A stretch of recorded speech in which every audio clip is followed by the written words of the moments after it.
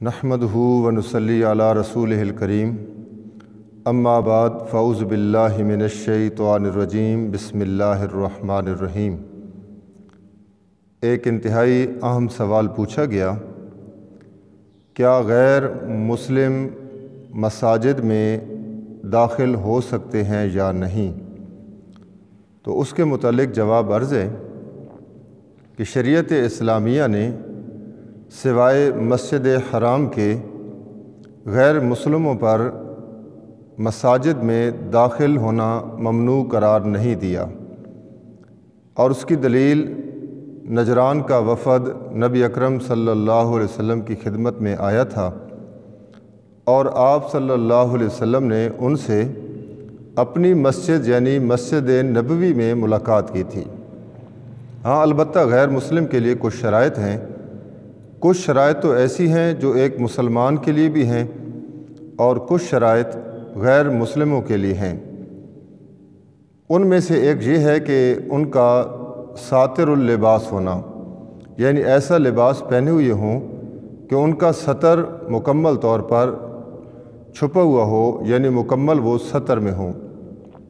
ایسا نہ ہو کہ وہ اپنے کلچر کے مطابق، اپنے رواج کے مطابق ایسے کپڑے پہن کر آئیں، تو اس حالت میں غیر مسلم کا مسجد میں آنا منع ہے۔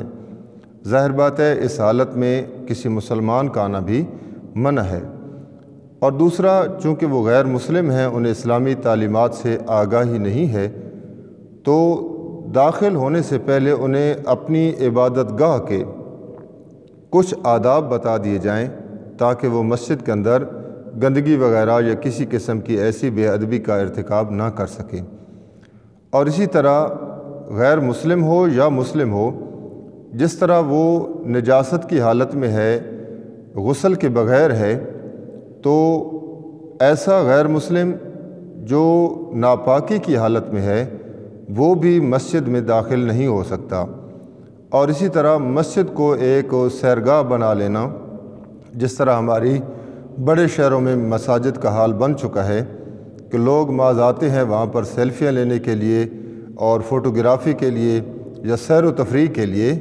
یہ مساجد شعائر اللہ ہیں، اللہ تعالیٰ کے، یہ اللہ نے ان کی تعظیم رکھی ہے۔ تو مساجد کو سیرگاہ بنا لینا، چاہے مسلم ہو یا غیر مسلم ہو، یہ سب کے لیے ممنوع ہے۔ تاہم القصہ کوئی غیر مسلم جب مسجد میں آئے گا تو اس کا ساتر لباس ہونا، گندگی اور غلاظت سے پاک ہونا ضروری ہے۔ اس کے علاوہ وہ مسجد میں آ سکتا ہے۔ واللہ عالم بالصواب۔